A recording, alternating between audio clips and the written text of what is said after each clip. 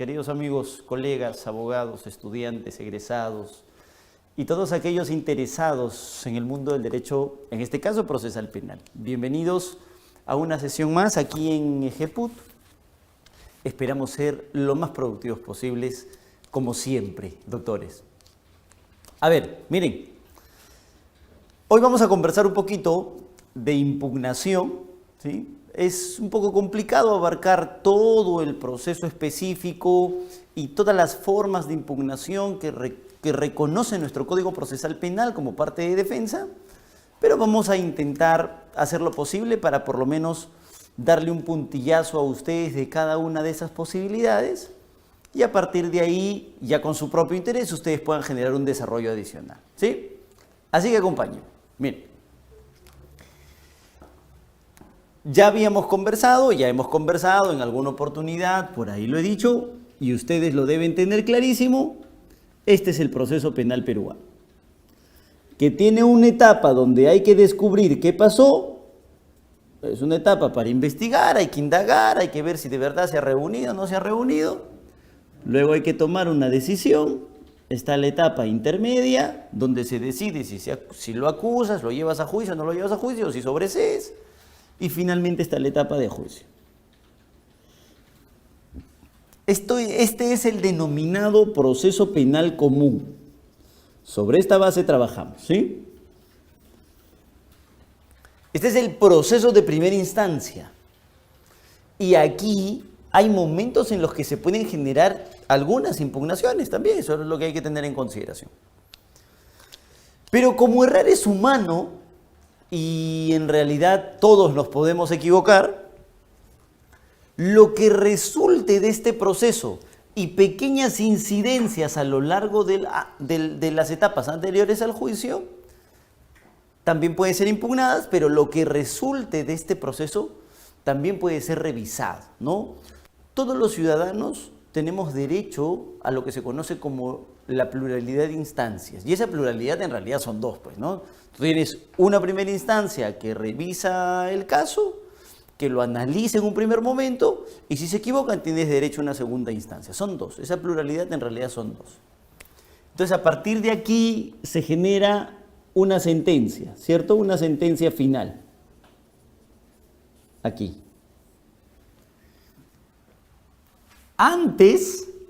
Miren, empecemos desde acá para que ustedes lo tengan claro.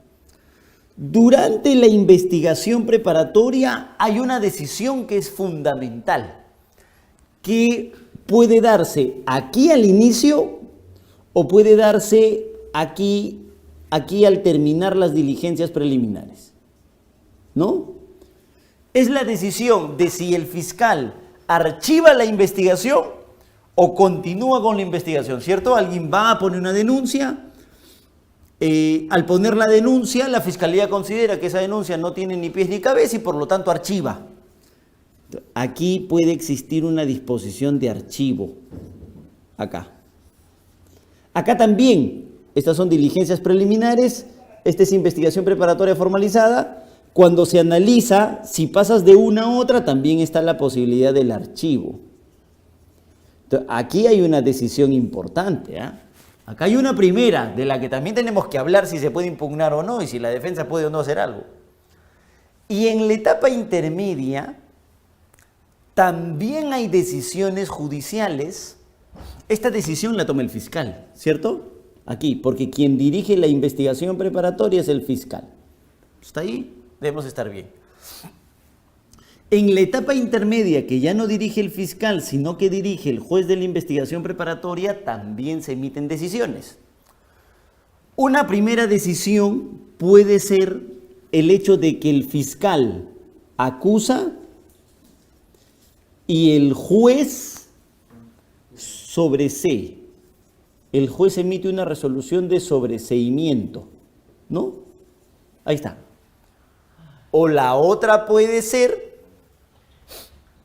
que un fiscal acusa y, por ejemplo, tú deduces una excepción de improcedencia de acción y el juez declara fundada la excepción de improcedencia de acción. Es decir, aquí en la etapa intermedia también hay decisiones judiciales importantes que van a definir si continuamos o acá nos quedamos, que pueden ser impugnadas. Y finalmente, si llegas al juicio, tienes la sentencia. Este es el concepto clásico del que siempre hemos conversado, del que siempre se ha conversado. Esa sentencia como decisión final, como resolución última, como la consecuencia de todo el camino del proceso, también se puede impugnar, también se puede revisar por un superior. Es decir, en diferentes momentos del proceso, investigación preparatoria, etapa intermedia y juicio, un abogado defensor puede cuestionar una decisión y pedir que alguien encima, alguien con mayor jerarquía, alguien con más experiencia, alguien con más conocimiento, revise el caso o revise la decisión que se ha tomado, ¿no? Esa es la idea, ese es el fundamento. En el caso de esta sentencia, vamos a ir una por una, ya miren, vamos una por una. Aquí, primero aquí. Esta decisión de archivo fiscal, por ejemplo, puede ser cuestionada por alguien arriba con más experiencia, conocimiento, se supone, alguien con mayor jerarquía a cargo, que tendría que ser en el caso del fiscal, el fiscal superior, ¿no? Recording in Esa es la progress. idea. En el caso de las decisiones que toma el juez de la investigación preparatoria en la etapa intermedia, si se quieren cuestionar, las conocería. Ese alguien con mayor jerarquía, conocimiento y cargo tendría que ser la sala de apelaciones. Miren, ¿ah? Y en el caso de la sentencia, ese alguien que conocería con mayor jerarquía, conocimiento y experiencia, etcétera, también tendría que ser la sala de apelaciones. O sea, ¿cuál es el fundamento específico hasta acá? De que una decisión que se tome en un primer momento pueda ser revisada, pueda ser cuestionada, pueda ser impugnada, de que hay alguien arriba que se supone que puede entender mejor el tema y que puede corregir los errores de quien ha tomado una decisión, ¿no? Esa es la idea, ¿correcto? Esa es la idea. Sobre esta base, nuestro Código Procesal Penal regula una serie de recursos específicos, ¿sí? Y nosotros tenemos regulado en nuestro Código Procesal Penal, primero, al clásico recurso, al recurso ordinario de apelación.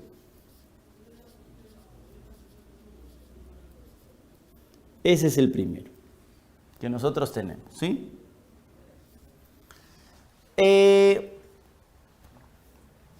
Luego tenemos nosotros a otro recurso ordinario en nuestro Código Procesal Penal, que sería el recurso de reposición. ¿Sí? Y de una manera absolutamente extraordinaria, con diferente fundamento, no necesariamente para que un superior con mayor conocimiento revise esa decisión solo para ese caso, sino con un fundamento mucho más trascendental que ese, a manera de un recurso extraordinario, nosotros tenemos también regulado el recurso de casación. ¿Sí? Y a esto tienen que sumarle la queja.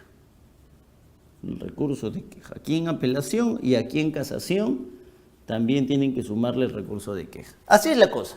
¿Estamos?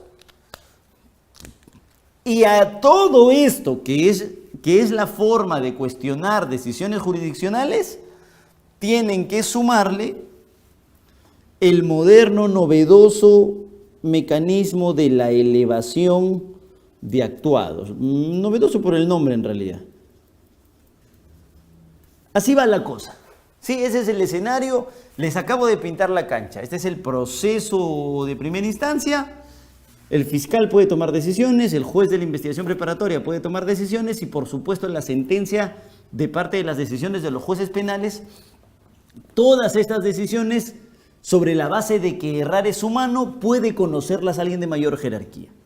¿De qué depende? De los recursos específicos que tenemos regulado en nuestro Código Procesal Penal a partir del artículo 405, hasta donde recuerdo, que son las formalidades del recurso.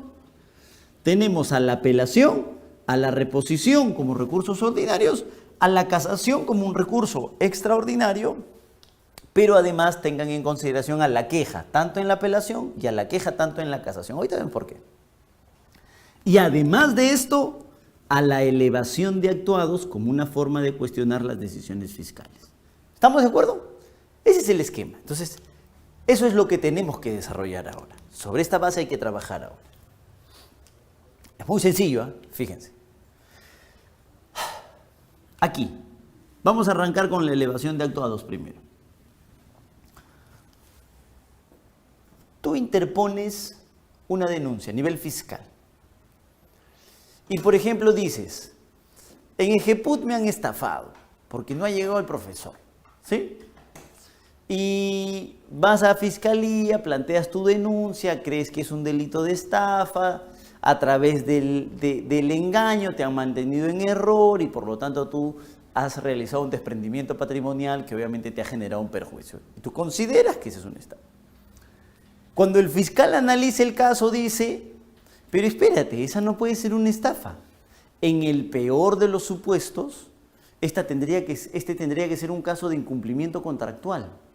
Entonces agarra el fiscal y dice, archivado el caso, ni siquiera voy a investigar, se archiva. Entonces, ahí hay un primer momento donde el fiscal dice, no, se archiva. Otro momento puede ser que tú pones tu denuncia a nivel fiscal y el fiscal dice, vale la pena investigar, vamos a ver si de verdad eso no es una estafa. Arrancan con todas las diligencias preliminares aquí, avanzan, 60, 120 días como máximo en casos simples, 8 meses en casos complejos, 36 meses en casos de crimen organizado, avanzan todo ese periodo y acaban de descubrir que no, que simplemente ese día el profesor no vino, ¿sí? Entonces, ¿se trata de un caso de incumplimiento contractual? Sí, ya descubrió el fiscal que así es y que no se trata de la comisión de ningún delito. En ese momento, cuando ya ha terminado de realizar todas las diligencias preliminares, también toca tomar la decisión. Y ahí toca tomar la decisión de si archiva o no. Entonces, hay dos momentos importantes. De saque nada más cuando se interpone la denuncia, cuando se pretende aperturar las diligencias preliminares, y el otro momento es cuando ya aperturaron las diligencias preliminares, acá. Entonces, en ambos momentos se puede generar un archivo, ¿correcto? Tanto en el primero, aquí, antes de realizar las preliminares, como en el segundo, ya habiéndose realizado las preliminares, es procedente el cuestionamiento de la defensa del denunciante o de la defensa del agraviado de esta decisión para que un superior, para que uno arriba, uno con más experiencia, revise si es que ese archivo está bien o mal dado. Entonces, lo primero que ustedes tienen que revisar siempre cuando hablemos de recursos es quién está legitimado, quién tiene tarjeta de invitación para hacer eso, ¿no? Y cuando estás frente a un archivo, quien tiene legitimidad es el agraviado.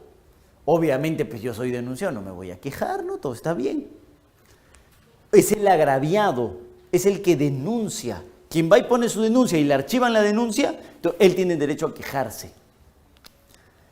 Y en ese momento, nuestro Código Procesal Penal regula un código, préstame, por favor. ¿Lo tenemos por acá? Avísame. Ya lo vi. Acá está. En ese momento, nuestro Código Procesal Penal regula la posibilidad de que esa decisión sea cuestionada, ¿correcto? Si ustedes están con su Código Procesal Penal a la mano, por favor, síganme por ahí.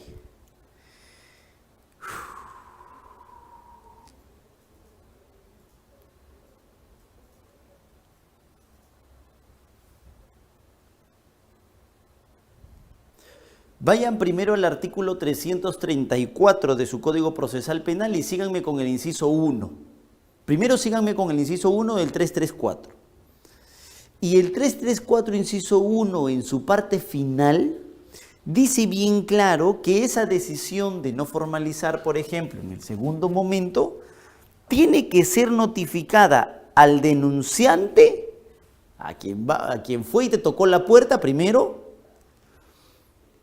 al agraviado y al denunciado. Entonces, ahí nomás tú tienes un concepto de legitimidad.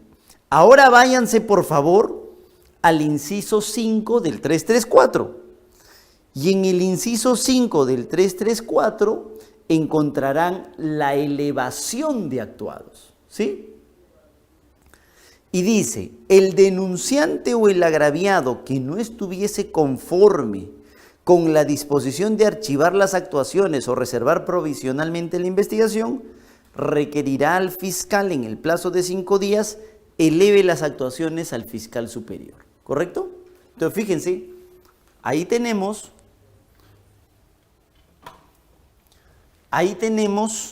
nosotros a la elevación de actuados. Plazo primero para resolver una elevación de actuados, 5 días, ¿no? Tú tienes 5 días para interponer esta elevación contra esta decisión de archivo en el primer momento o en el segundo momento. ¿Quién resuelve esta elevación? El fiscal superior, ¿cierto? Ahorita vamos a hablar ya en términos generales de más o menos qué debe contener tu escrito, ¿ya? Pero primero las reglas básicas. 5 días, fiscal superior. Cuidado que esta elevación de actuados antiguamente era conocida como la queja de derecho. Así se llamaba, ¿no? Este es un concepto antiguo. ¿Vamos a interponer queja de derecho contra el archivo? No, es elevación de actuados porque estamos trabajando con las reglas del Código Procesal Penal del 2004. La queja de derecho está regulada en la Ley Orgánica del Ministerio Público y tiene muchas diferencias. Para empezar, la diferencia con el plazo. El plazo para interponer una queja de derecho contra esta decisión es de 3 días. En cambio, la elevación de actuados tiene 5 días. Jefferson, pero es la misma chola con otro nombre, efectivamente. Pero como vamos a trabajar con reglas procesales actuales, hay que utilizar la denominación adecuada, ¿correcto? Pero efectivamente, esta también la conoce el fiscal superior. ¿Estamos de acuerdo? Trámite, hasta ahí no deberíamos tener problema. Ahora, hasta aquí tenemos las decisiones en etapa de investigación. Con esto nomás, ¿no?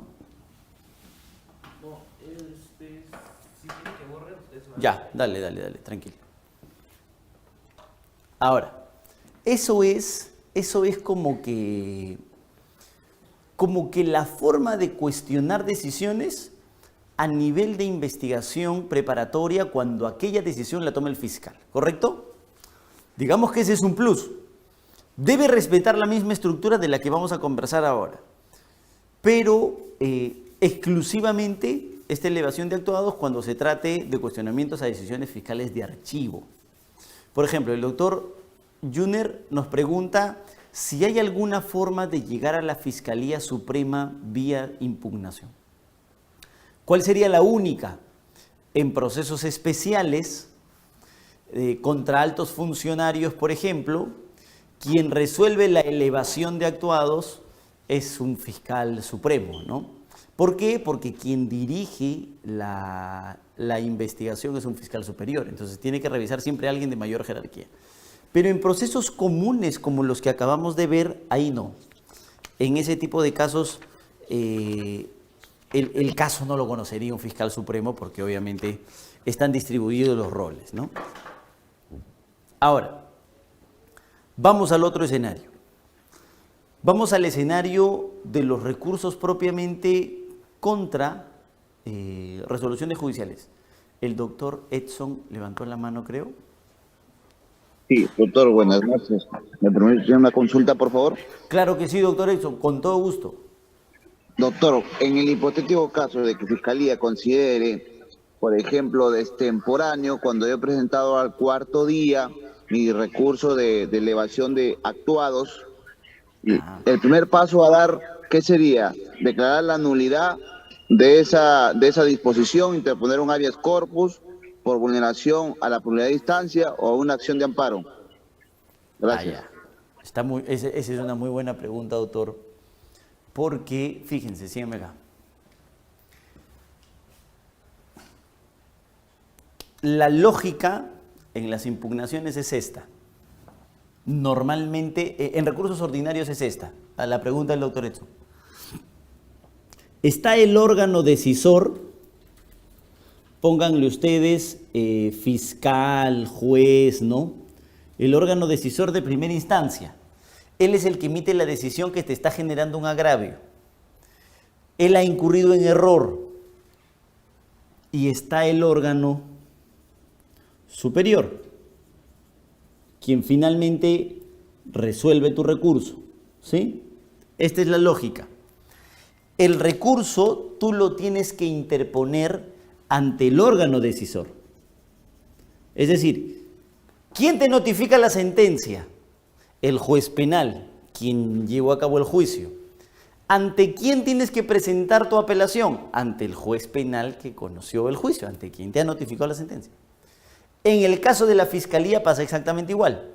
¿Quién te notifica la disposición de archivo? El fiscal provincial. ¿Ante quién tienes que interponer la elevación de actuados? Ante el fiscal provincial. Esa es la pregunta del doctor Edson. En el ejemplo que nos pone el doctor, o el cuestionamiento es el siguiente. Yo interpongo mi elevación de actuados ante el órgano decisor en el plazo de 4 días. Y hemos dicho bien claro que el plazo es de 5. Entonces imaginemos que el fiscal, de quien nos comenta el doctor, es alguien que trabaja con la ley orgánica del Ministerio Público, todavía no ha revisado el código y piensa que el plazo es de 3 días, imaginemos. Y le niega la elevación del recurso. Como yo lo interpongo hasta él y él se encarga de elevarlo al superior, porque yo no puedo irme directo donde el superior, este órgano decisor rechaza y no lo manda, no lo eleva al superior. Ese es el cuestionamiento. Si fuese un recurso de apelación contra la decisión de un juez, yo tengo expedita la posibilidad de saltarme, presentar mi recurso ante el órgano decisor e irme directo al órgano superior. Eso es lo que se conoce como el recurso de queja. No es la queja de derecho, no vaya a haber confusión. Esta es la queja propiamente como un medio de impugnación. Es decir, yo presento mi apelación ante el juez penal me rechaza y me dice no procede, no se lo manda al órgano superior y yo me puedo ir a quejar directamente con el superior y decirle, he presentado una apelación que el de abajo no te quiere enviar, probablemente porque sabe que se ha equivocado. Entonces yo puedo acudir directamente, pero esta queja solamente está regulada en nuestro Código Procesal Penal en 2 supuestos. Cuando te niegan la apelación o cuando te niegan la casación. Tú interpones la apelación ante el juez de primera instancia y no la quiere elevar a la sala de apelaciones, puedes irte de frente con una queja a la sala de apelaciones. Ante la sala de apelaciones, tú interpones un recurso de casación, no te conceden el recurso de casación, puedes irte de frente a la Corte Suprema con una queja por la denegatoria de la casación. Esto no está regulado para el caso de la elevación de actuados. Por eso la inquietud del doctor. En el caso de la elevación, perdón. En el caso de la elevación de actuados, no tenemos posibilidad de irnos de frente en queja. Entonces, ¿qué es lo que debería corresponder? A la pregunta, el doctor ha puesto tres supuestos. Ha dicho una nulidad, ha dicho un habeas corpus o ha dicho un amparo. El habeas corpus y el amparo primero. El amparo debe ser descartado, doctor, porque el amparo va a exigir necesariamente el agotamiento de las vías internas. Ese es un requisito. Y aquí hay posibilidad de discutir todavía, entonces no se lo van a permitir. El habeas corpus puede ser cuestionable, porque se entiende que las decisiones fiscales, como no tienen potestades jurisdiccionales, no afectan directamente la libertad personal. Y aquí está en discusión la decisión de continuación o no de una investigación. Y en concreto quien tendría que ser el afectado sería el investigado, que en realidad ahorita está beneficiado con el archivo. Entonces también tendría problemas de procedencia con el habeas corpus. La nulidad parece ser un buen escenario a partir de la regulación que nosotros tenemos en nuestro Código Procesal Penal en el artículo 150 en adelante. ¿Por qué? Porque hay una lesión a un derecho fundamental que es el derecho a recurrir, ¿no? Sería derecho a recurrir, sería legalidad procesal penal, porque además se ha establecido un plazo en la ley y el fiscal no lo está respetando. Solo con una decisión en la que el fiscal diga infundada o improcedente la nulidad, correspondería en todo caso acudir al juez de la investigación preparatoria con una tutela de derechos para que el juez verifique o no la lesión del derecho alegado. Creo que esa tendría que ser la salida, doctor. E inclusive yo me atrevería a decirle, es un poco arriesgado, es mejor cumplir con este paso previo, pero yo me atrevería a decirle que cuando usted plantea su elevación y el fiscal lo rechaza, me parece que está expedita la vía para irse en tutela de derechos ante el juez de la investigación preparatoria. Porque ya el fiscal le dijo que no y eso no va a cambiar. Sin embargo, como ustedes saben, la tutela requiere siempre de la exigencia de comunicación previa, ¿no? Requerimiento previo al fiscal antes de acudir al juez de la investigación preparatoria. Entonces no vayan a pensar algunos que como tú interpusiste el recurso y él te lo negó, te faltaba todavía decirle que se ha equivocado para ir en tutela. Pero pareciera ser que este es el camino correcto, doctor Edson, perdóneme, no recuerdo su nombre. ¿Correcto? Ahora sí. Doctor, ayúdeme por favor con esto. Ya. Entonces, mire, este es un tema... Gracias, doctor. No, a usted. Miren,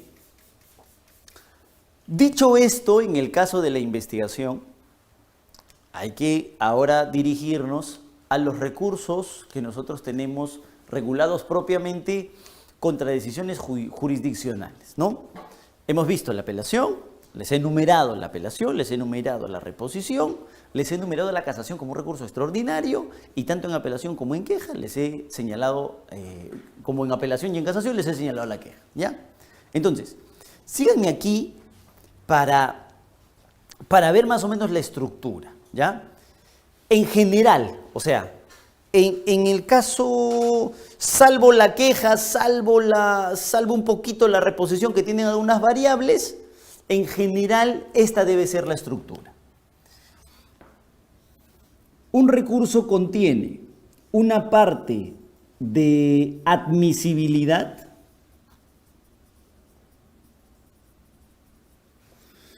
contiene una parte de procedencia y contiene una parte de fundabilidad. ¿Sí? Y si ustedes van a interponer una elevación de actuados a nivel fiscal, una apelación, una casación, lo que obligatoriamente tendrían que estructurar en su escrito es el cumplimiento de los requisitos de admisibilidad, procedencia y fundabilidad. Es más, así hacemos nosotros los escritos. Si en algo les puede ayudar, si en algo les puede servir, yo podría compartir sin ningún problema algún modelo de escrito de apelación, algún modelo de escrito de casación, como para tener una guía, si les parece adecuado. Porque fíjense, lo que todo recurso les va a exigir es esto, en admisibilidad. Primero, que no cualquiera puede hacerlo. O sea, no va a venir un hijo de vecino a impugnar, como pasa con la elevación de actuados, pues. Tú tienes al denunciante, tienes al agraviado, cuarto poder pues no puede apelar, ¿no? Por más que quiera, no puede impugnar la decisión del juez de la investigación preparatoria, ¿no? Entonces tú necesitas estar legitimado para impugnar esa decisión. Eso es lo primero que hay que identificar. Y segundo, lo que también hay que identificar es que tú hayas interpuesto tu recurso en el plazo específico que regula la ley. Porque para todo recurso hay un plazo. Y por eso nuestro Código Procesal Penal regula plazos específicos para cada uno de los recursos. ¿Correcto? Ahora vamos a los plazos. Pero necesitas interponer tu recurso en el plazo. Hay muchos casos, esta ya escapa a la fundabilidad, pero una regla que nosotros tenemos es que presentado el recurso de apelación, presentado el recurso específico, sobre esa base trabajamos. No es que después en el camino puedas hacerte otro escrito con lo que te olvidaste, ese día estaba muy apurado, entonces ahora sí voy a presentar los verdaderos argumentos, eso no se puede, porque para eso hay un plazo específico, ¿no? Tú interpones tu recurso en el plazo y en ese plazo, y solo lo presentado en ese plazo es que puede ser objeto de análisis, ¿sí? Tú necesitas legitimidad, necesitas plazo. Además, tú necesitas precisar cuáles son las partes de la decisión que te están generando un agravio. Oye, este párrafo de aquí, en esta línea el juez se ha equivocado.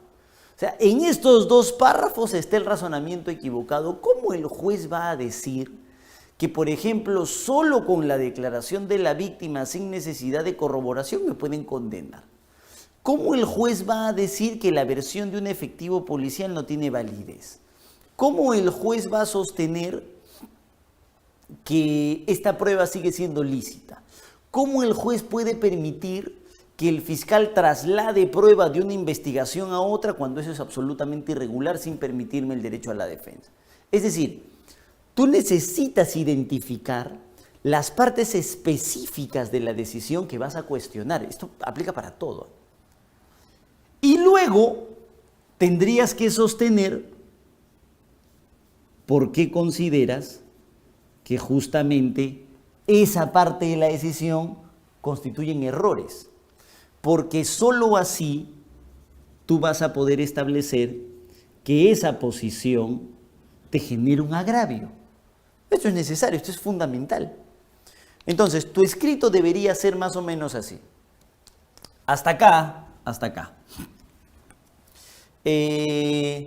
Jefferson Gerardo Moreno Nieves, abogado defensor de José García en el proceso penal que se le sigue por delito de tocamientos indebidos, ¿no? Ante usted, con el debido respeto, me presento y digo 2 puntos. 1, objeto, que cumpliendo las formalidades del artículo 405 en el plazo establecido por el 411, ¿no? Interponemos recurso de apelación contra la resolución número tal, de fecha tal, que decide, sí, claro, que decide condenar a José García a 15 años de pena privativa de libertad e imponerle reparación civil de 15.000 soles. Ese es mi objeto, ¿sí? Ese sería mi uno, mi objeto. 2, sostenemos cumplir con requisitos de admisibilidad. Normalmente esto se lo dejan al asistente para que lo revise, entonces hay que hacerlo muy ordenado. 2, sostenemos cumplir con requisitos de admisibilidad. Y si quieres puedes hacerlo todo en uno solo. Sostenemos cumplir con requisitos de admisibilidad y procedencia. Entonces estableces legitimidad para interponer. Suscribe Jefferson Moreno como abogado defensor, me encuentro debidamente personado, pero para ratificar a la defensa suscribe también el defendido. Estamos legitimados para interponer el recurso, somos los afectados, somos los condenados. El plazo, ese sería mi 2.1 acá, porque el 1 sería el objeto, ¿no? ¿Qué es lo que pretendes? 2, admisibilidad, 2.1, legitimidad, 2.2, el plazo, 2.3, estas son las partes de la decisión que me afectan, y 2.4, los errores que me han generado. Entonces desarrollo, estoy legitimado, desarrollo el plazo, a mí me parece fundamental para no tener problemas, Porque a veces tú puedes decir, no, pero estoy en el plazo. Pero si no haces un desarrollo, no se lo explicas bonito, con manzanitas, te puede generar problemas y es mejor evitarlos. Nos comentaba ahora el doctor Edson, por ejemplo, lo que le puede haber pasado, ¿no? Entonces, explicas. A mí me han notificado, el día 15. El plazo de apelación contra autos es de 3 días. Entonces, 16, 17, 18, tengo hasta el día 18 para poder interponer mi recurso de apelación. Sin embargo, debe tener en consideración el señor juez que fui notificado vía casilla. Y como soy notificado vía casilla, debe sumarse el día adicional. O yo fui notificado el día 15, sin perjuicio de eso, debo recordar que el día 16 fue declarado feriado, San Pedro, San Pablo, por lo tanto es un día no contabilizable, así que mis 3 días vencen el día 19, estoy procediendo a presentar mi escrito al tercer día hábil permitido por la ley. Y ahí chiquitito hago mi desarrollo. Y luego digo, no sé, a mí me parece fundamental eso, ¿eh? Ahora que yo se los pase, ustedes lo van a poder ver. Nosotros ponemos siempre así. Acá, en 2.3, las partes de la decisión que impugnamos. Decimos, la sentencia tiene la siguiente estructura, y esto a mí me parece importante porque hay sentencias que lo único que han hecho, o hay resoluciones que lo único que han hecho es poner así. Esta es la parte de transcripción de lo que dijo el abogado, esta es la parte de transcripción de lo que dijo la fiscalía, las consideraciones de verdad del juez, que son 1 o 2 párrafos, y luego viene la decisión, no hay más. Entonces es importantísimo decirle, señor juez, voy a impugnar esta decisión, pero esta decisión tiene la siguiente estructura, y le hacemos un índice siempre. Y le decimos, solamente en el párrafo 47, fundamento quinto, es que usted va a encontrar los cuestionamientos a la sentencia. Específicamente cuestionamos los siguientes aspectos y enumeramos A, B, C. ¿Sí? Decimos A, B, C. Eso es importantísimo. Ya, pónganle D. Esta es la estructura de la sentencia. Solamente en el fundamento quinto está el razonamiento del caso, lo demás es copia. Y en el razonamiento, básicamente 4 ideas ha presentado el juez y enumeras las ideas. Y luego vendría el 2.4, o si quieres sin subtítulos, pero viene el 2.4. Estas ideas están equivocadas, están erradas. ¿Por qué? Tendrías que desarrollar 4 puntos más, A, B, C, D. Porque como el juez ha ensayado 4 ideas, tú tendrías que responder a las 4 ideas. Entonces, las partes de la decisión son 4, los errores y la explicación del por qué esas partes te generan un agravio también tienen que ser 4. A con A, B con B, C con C, D con D. Consideramos que esta decisión constituye un error y por lo tanto un agravio por las siguientes consideraciones. A, B, C, D. Listo. Y perdón, les falta el 2.5. ¿Qué es? Sobre la base del objeto, estando legitimados, habiendo interpuesto el recurso en el plazo, precisando las partes de la decisión que cuestionamos y explicando por qué estas constituyen un error, presentamos a la sala nuestro petitorio. Este es nuestro petitorio. ¿Qué quieres expresamente? Si tú no dices qué es lo que quieres expresamente, te van a votar, te van a rechazar, lo van a declarar improcedente tu recurso, porque no está claro, no sabemos qué es lo que buscas. Y tú tienes que ser muy claro. O solicitas la revocatoria de la decisión o solicitas la nulidad de la decisión. Esto es fundamental, ¿eh? Fundamental. O la revocatoria de la decisión o la nulidad de la decisión.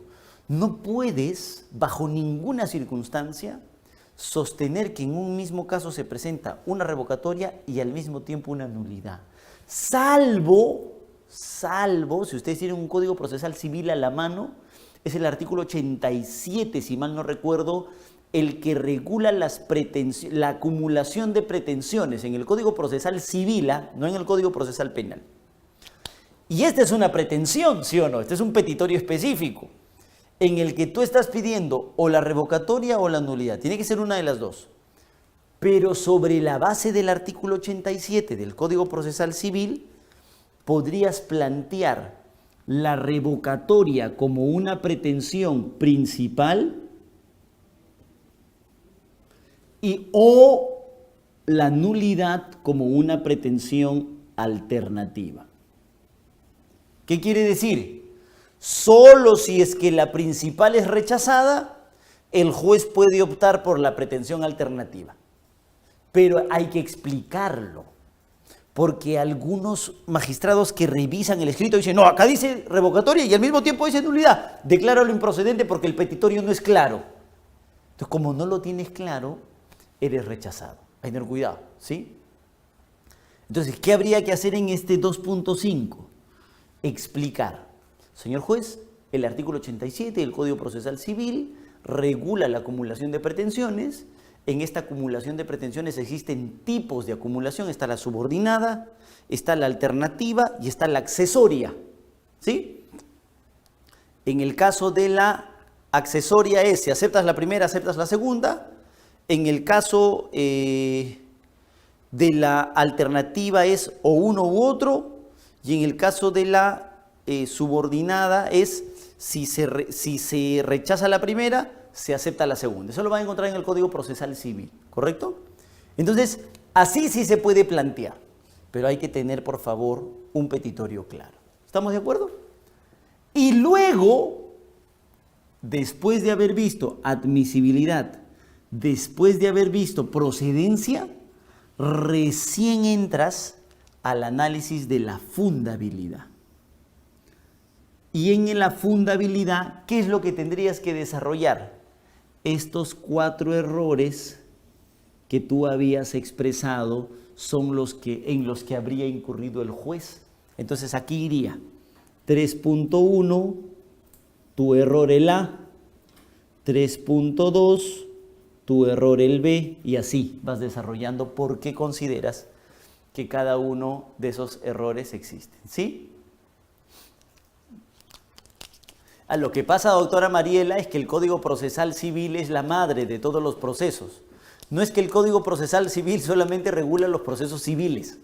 Los procesos penales están sujetos a las reglas de un proceso madre como el proceso civil, ¿sí? Lo que pasa es que el principio de especialidad, doctora, rige solamente cuando se trata de tipos penales, primero, ¿sí? Y nuestro Código Procesal Penal no regula en específico, no tiene una regulación de pretensiones. Entonces, como no tienes una regulación de pretensiones, lo que al contrario tienes que hacer es recurrir al proceso madre, ¿no? Que es el proceso civil. Entonces, y además, ¿por qué? Porque todo ciudadano merece la mejor de las defensas. Por ejemplo, les cuento un caso. Estuvimos ahora en Cusco la semana pasada, ¿sí? ¿Y qué sucedía? Es un caso de lesiones graves en contexto de violencia familiar. ¿Y qué es lo que pasaba? Que al chico lo habían condenado, ¿sí? Al chico lo habían condenado a 7 años, lesiones graves en contexto de violencia familiar. Y claro, la prueba era absurda en su contra. Era absurda. O sea, para mí era absurda la prueba. Pero es un problema de valoración de prueba. Entonces, nosotros planteamos un pedido de revocatoria. Y decíamos, señores de la sala, ustedes tienen que revocar. O sea, tienen la potestad de revocar. Y pueden absolverlo, no hay ningún problema. Pero había otro problema en la sentencia. Que al chico lo habían condenado por lesiones graves en contexto de violencia familiar, pero al mismo tiempo la sentencia decía que no existía violencia familiar.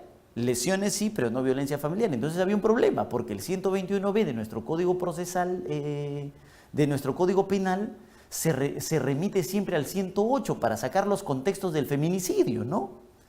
Entonces, como ese era un problema, subsidiariamente se planteó la pretensión de nulidad.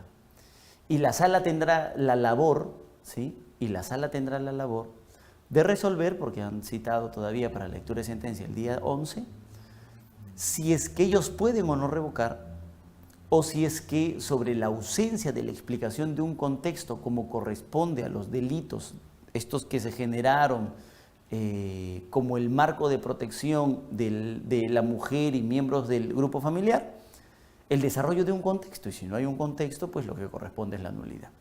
Entonces, a partir de ahí, creo que todo ciudadano merece la mejor defensa posible. Y la mejor defensa posible implica no solamente buscar en algunos casos la revocatoria, sino, si fuera el supuesto, también buscar alternativa o subsidiariamente, para ser más específico, la pretensión de nulidad. ¿Correcto? Pero hay que explicarlo. Hay que explicarlo. Porque a veces, si no se explica en un párrafo, en un buen subtítulo, alguien podría decir, no, tiene que ser uno solo y chao y improcedente. Entonces, felizmente tenemos ya jurisprudencia que respalda efectivamente la aplicación del artículo 87. ¿Sí? Ojo, del Código Procesal Civil, no del Código Procesal Penal. Ahora, hasta aquí, ustedes deberían haber cumplido con la admisibilidad y la procedencia. Consejo de amigo, desarróllalo por escrito, porque normalmente esto no lo hace el juez. Se lo deben dar al cesigrista, esto lo debe ver el asistente, ¿no? Y el asistente lo único que hace es comparar su código con lo que está en el escrito, si está, no está, y además tiene planchazos para eso. Entonces, benplazo, legitimidad, partes de la decisión. Mientras tú le pongas el subtítulo, quizá ni cuenta se dé. Entonces es importante, creo yo, desarrollar así, de manera ordenada, admisibilidad y procedencia para que no tengas ningún problema. En apelaciones sí, y en casaciones con mucho más trabajo, ¿no? Para ser mucho más específico y poder pasar el filtro. Poder pasar los filtros y llegar a audiencia en Corte Suprema. Ahora, y luego vendría recién fundabilidad, que es el desarrollo de los errores. ¿Sí? Ese es el esquema. Ese es el esquema general. Doctor, écheme una manito, por favor. ¿Estamos de acuerdo? Ahora sí. ¿Por una pregunta? Doctor, sí, claro. ¿Cuál es su nombre, doctor? Doctor, una pregunta. Iván Paredes Mamani, doctor. Doctor, perdóneme, no lo escuché. Iván Paredes Mamani, doctor. Sí, doctor, díganos. Sí, doctor, hablaba hace instantes sobre la jurisprudencia, doctor, sobre el tema de las detenciones. En este caso, no sé si nos podría brindar, porque justo, doctor, me interesó ese tema de cómo plantear las detenciones, ya sea principal o alternativa, y por el tema justamente en las apelaciones mezclan incluso, ¿no? Piden una nulidad y a la vez también la revocatoria. Y frente a los vicios y errores también no lo establecen claramente. En todo caso, nos podría de repente facilitar la jurisprudencia que usted tiene señalada, doctor. Gracias. Pero con todo gusto, doctor, con todo gusto. Sí, claro que sí. No se preocupen, yo les voy a enviar ahora ese material. Ahora, ¿sabe qué es lo que sí está mal? Estaría mal lo siguiente, fíjense. Decir algo así. Solicitamos que se declare la nulidad de la sentencia y por lo tanto su revocatoria. Eso está recontra mal, porque o es la nulidad o es la revocatoria. Estoy de acuerdo. Estaría mal decir así. Solicitamos se revoque la sentencia y por lo tanto se declare nula. Hay una confusión, parece no estar claro qué es lo que quieres. Entonces, ahí también vas a tener problemas. Si tú le dices expresamente al juez, yo lo que quiero es la revocatoria. Esa es mi pretensión y la estoy planteando como pretensión principal. Sin embargo, no sobre los mismos fundamentos. Ojo, ese podría ser otro error también. Tú no puedes decir lo siguiente: el juez ha valorado indebidamente la prueba, imagínense una sentencia condenatoria, y en tu escrito de apelación decir, ¿no? Así es, doctora Mariela. Entonces, tú no podrías decir, el juez ha valorado indebidamente la prueba, solicito la revocatoria, pero también la nulidad sobre los mismos fundamentos, porque también creo que ha valorado indebidamente. espérate, es que ahí sí tienes un grave error. Porque lo que te sirve para revocar no puede ser lo mismo que te sirve para declarar una nulidad. En el caso de la revocatoria, tus fundamentos finalmente son de fondo. O sea, hay un error generado por el juez que toma la decisión en un inicio que te genera una afectación respecto del fondo. No ha valorado debidamente una prueba, ha aplicado indebidamente una máxima de la experiencia, etc. Pero es respecto del fondo del asunto. Entonces, eso te permite una revocatoria. Entonces, si eso te permite una revocatoria, al mismo tiempo eso no puede generarte una nulidad. ¿Sí? O sea, ahí sí, por ejemplo, estoy absolutamente de acuerdo en que hay un problema de procedencia. Te van a rechazar el escrito en cuanto a procedencia. Sin embargo, otra cosa es decir, hay un problema en la decisión respecto del fondo. Es posible que no estén de acuerdo conmigo respecto de esos errores que estoy planteando, pero subsidiariamente he verificado que pueden existir problemas también de nulidad. Y esos problemas de nulidad, doctores, si ustedes revisan su Código Procesal Penal, váyanse al artículo 150 y van a encontrar causales específicas de cuándo puede decretarse o no una nulidad procesal. Miren. Váyanse, acompáñenme por favor al artículo 150, ¿sí?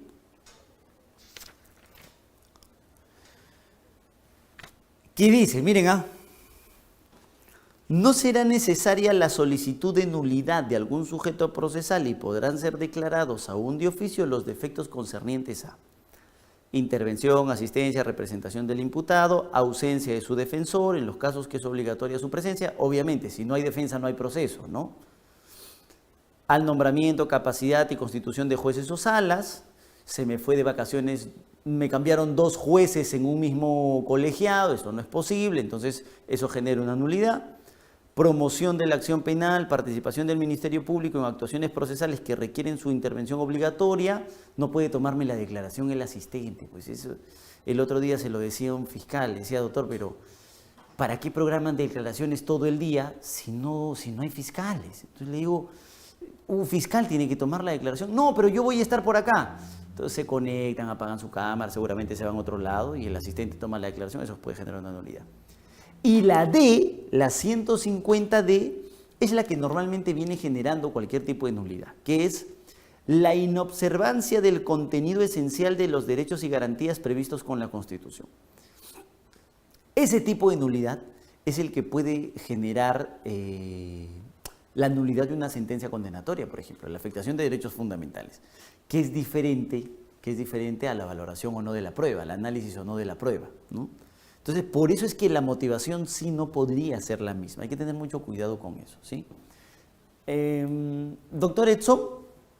Sí, doctor, una consulta. Por ejemplo, ¿qué pasaría si me notifican el día viernes a las 6 de la tarde o el sábado? ¿Desde cuándo tengo que contabilizar?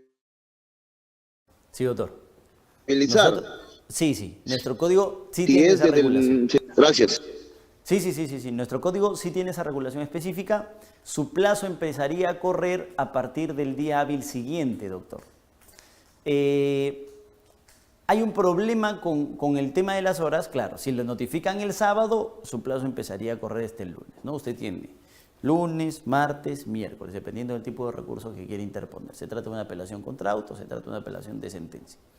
Pero es al día siguiente hábil, doctor Edson, ¿sí?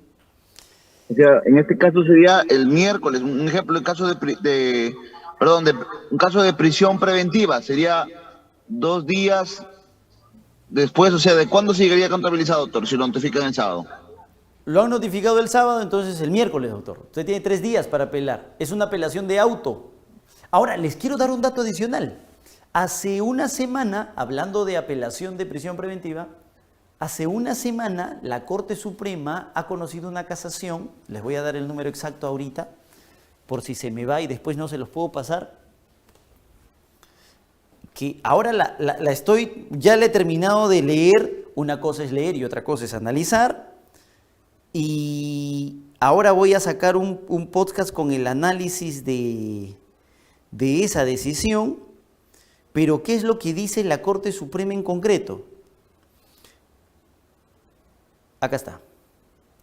Es la casación 580-2020 de Lima, que es de fecha 23 de junio del 2022. Les doy un dato, hablando de eso. Dice la Corte Suprema que hay un problema con las prisiones preventivas, que la decisión se emite normalmente de manera oral, que es lo que corresponde. La audiencia no puede suspenderse, no puede extenderse, ¿no? El juez tiene 48 horas para decidir respecto de si declara fundado o no el requerimiento de prisión. ¿Cuál es el problema? Que a veces el juez oraliza la decisión, nos notifica en ese mismo acto, nosotros abogados defensores interponemos recurso de apelación, imaginen, y la pregunta es a partir de cuándo empieza a correr mi plazo. Desde el día en el que el juez oralizó su decisión o desde el día en el que el juez te notifica con la decisión por escrito. O sea, ¿basta con lo que va contando en ese momento o necesitas el papel, ¿no? O por lo menos las ideas principales. Y la Corte Suprema está señalando que tú necesitas la resolución de escrita. Y solo a partir de ese momento empezaría a correr su plazo. Por eso es que, doctor, en el ejemplo que usted nos pone, o el día sábado se ha oralizado la decisión, o el día sábado le han notificado la decisión escrita, que son dos supuestos absolutamente diferentes. Si es que le notifican la decisión escrita a partir del último pronunciamiento de nuestra instancia máxima, usted tendría sus 3 días contados solo desde el momento de la notificación escrita. Sería lunes, martes, miércoles, ¿no? Me parece que el miércoles ha sido feriado, ¿no? Miércoles ha sido feriado, entonces sería jueves, ¿no? Lunes, martes, jueves, porque solamente debe contabilizar días hábiles. Y si lo notifican por Sinoe, súmele su día más. Aunque yo nunca he sumado el día adicional de Sinoe, les soy bien sincero. Siempre trato de evitarme ese problema y la contabilidad de los plazos, consejo de amigo, traten de llevarla siempre un día antes. O sea, si tienen 3 días, tienen 2 en realidad, ¿no? Si tienen 5, tienen 4 en realidad. Es mejor evitarse ese tipo de problemas porque lo peor que le podemos hacer a un ciudadano es que su caso no pueda ser revisado porque simplemente se nos fue el plazo. Es lo peor que nos podría pasar como abogado. Doctor Alex.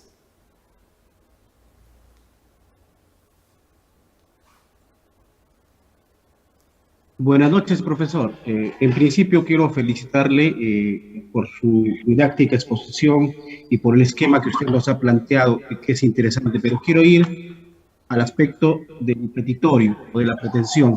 Claro que sí, doctor. Hemos escuchado en algunas exposiciones anteriores, creo que es un criterio que en todo caso es materia de cada profesor, en la que se ha sostenido, por ejemplo, si en la pretensión se solicita, por ejemplo, la nulidad de la sentencia, y en los fundamentos se habla de una pretensión revocatoria. Entonces, algunos profesores sostienen de que en todo caso lo que tenemos que ver es respecto a los fundamentos, a los agravios en sí, ¿no es cierto? Y no limitarnos al objeto de la pretensión. ¿Cuál es su criterio en este caso? Y en segundo lugar, definitivamente el derecho procesal civil, pues, por ejemplo, es más claro, ¿no? En derecho procesal civil, el 367, 368 dice claramente cuando se invoca un recurso impugnatorio, debe indicar el error de hecho, de derecho y naturaleza de agravio. O sea, en forma incluso precisa lo señala, ¿no? Es más, conforme usted ha establecido también el 87, 88 en materia de acumulación, ¿no? Respecto al primer aspecto, doctor, no sé cuál sería su criterio, si es que vamos a tener en cuenta el objeto, la pretensión, o vamos a tener en cuenta los fundamentos para poder conceder. Teniendo en cuenta, dice que en el proceso penal es mucho más en defensa del procesado, el imputado, a diferencia, lógico, que el proceso civil es mucho más rígido, no más claro. Si usted no me indica el error de hecho derecho, declaro improcedente su recurso imputatorio. Gracias, doctor, y le felicito. Gracias por la exposición. Muchas gracias a usted porque ese es un muy buen tema. Les voy a contar una historia y es personal, nos ha pasado un día.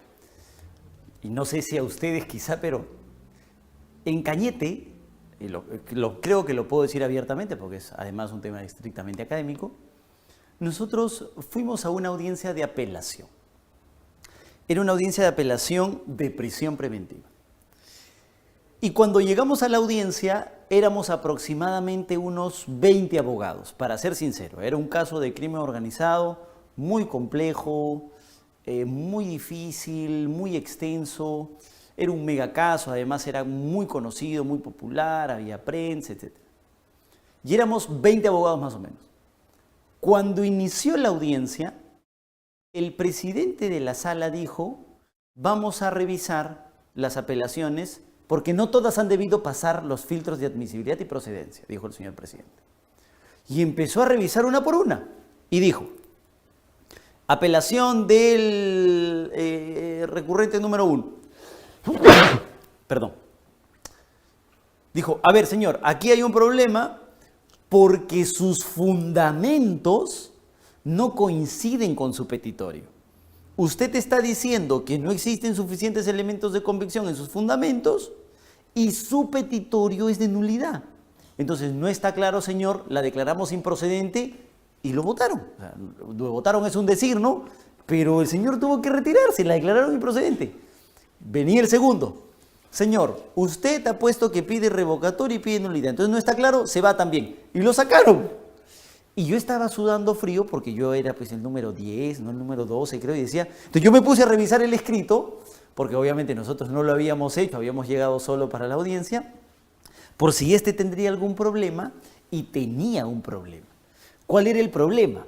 El mismo por el que habían votado a mis colegas anteriores, que el desarrollo era un desarrollo... en mi caso de nulidad, porque decía, por ejemplo, ¿no? Hay un grave defecto de motivación incongruente, el juez se ha escapado del tema de debate, hay un problema de motivación aparente en el caso del peligro procesal, porque intenta dar razones, pero en realidad no responde al argumento, no ha fundamentado la decisión, pero pedía la revocatoria.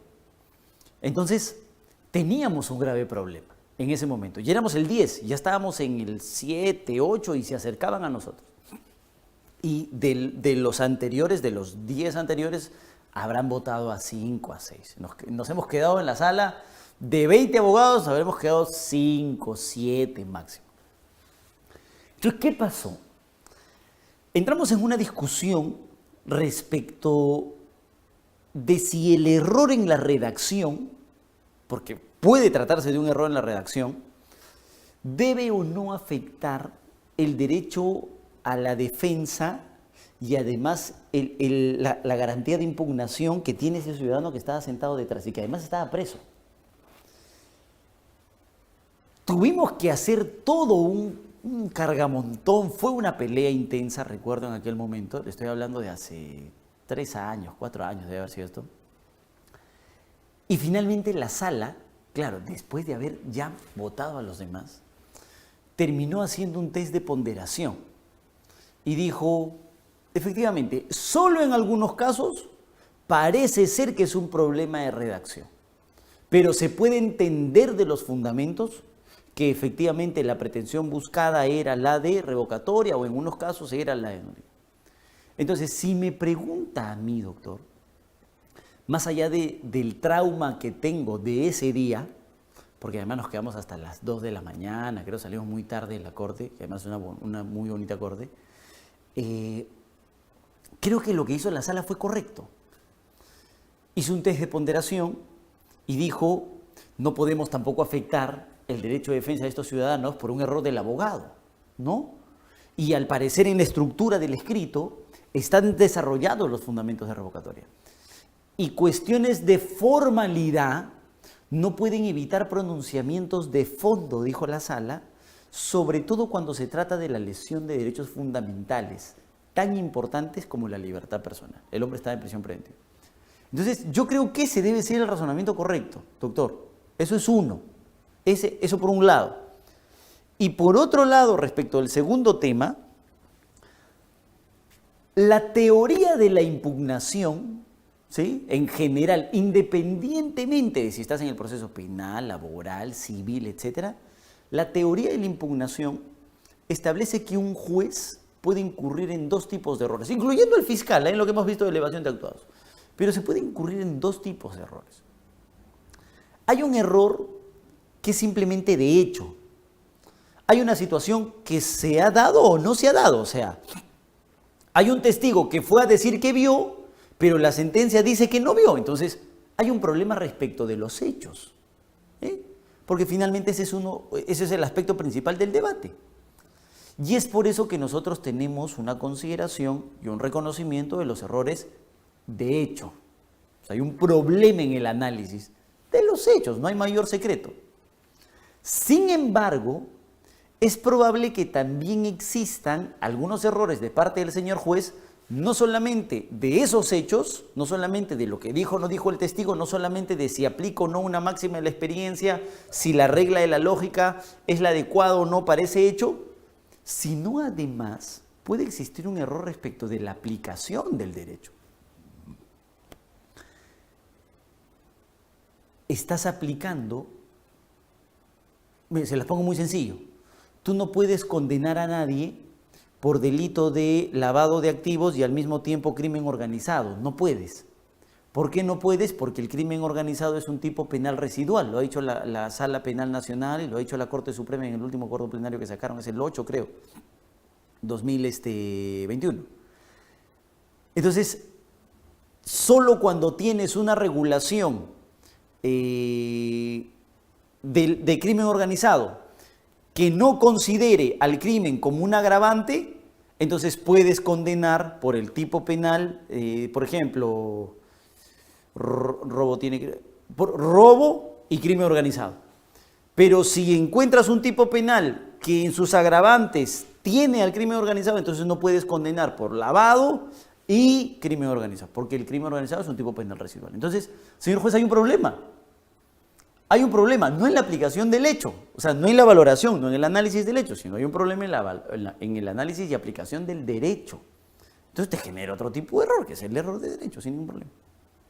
Y como bien dice el doctor Alex, eso está perfectamente explicado en el Código Procesal Civil.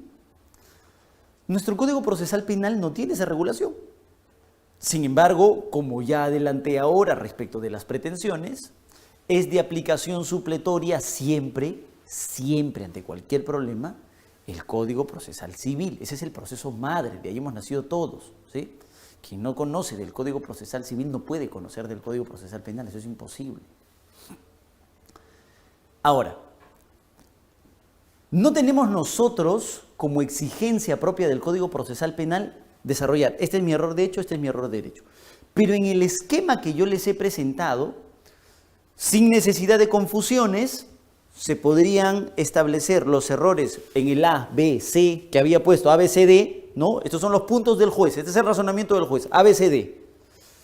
Y yo desarrollo por qué constituyen errores, son los agravios que me ha generado.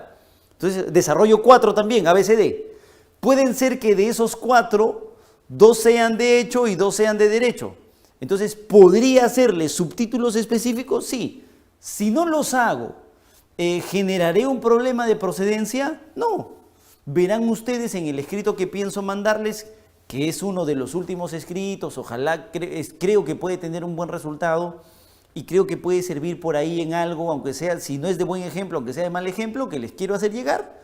Notarán que no hacemos una diferencia entre errores de hecho y errores de derecho, simplemente establecemos estos son los errores específicos. Se entiende y el juez que conoce y aplica el derecho, cuáles pueden ser errores de hecho específico y cuáles pueden ser errores de derecho específico. No necesitas específicamente la precisión de este es de hecho y este es de derecho, ¿no? No necesariamente, ¿ya? Ok. Ya, ok, miren, para ir cerrando, fíjense acá. Entonces, estamos viendo la estructura. Ese es el esquema que creo hay que respetar para tener orden. Es más, notarán, y ahora que lo vean, notarán ustedes que nosotros tratamos de hacer un cuadrito que encabeza donde establecemos, ¿no? Admisibilidad, procedencia, fundabilidad. Me parece importante porque como estas son cuestiones de trámite, son cuestiones de formas que, como digo, no las hace necesariamente el juez, sino que las debe hacer alguien de por ahí del despacho que ayuda. Entonces hay que ser muy ordenados, hay que ser muy específicos para evitar cualquier problema, ¿ya? Ok, hasta ahí deberíamos estar claros en la estructura en general. En el caso de la apelación, quiero que se fijen acá, esto lo adelanté un poquito, pero en el caso de la apelación, el recurso es interpuesto ante el órgano decisor, ante quien emite la decisión. Es este órgano decisor el que se encarga de la revisión de la admisibilidad y de la procedencia. Ojo, ojo con lo que estoy diciendo. Este órgano decisor es el que se encarga de la admisibilidad y de la procedencia. Y solo si cumplieras con la admisibilidad y la procedencia, él se encarga de elevar el recurso al órgano supervisor, ¿no? Al que va a tomar la decisión respecto de tu recurso.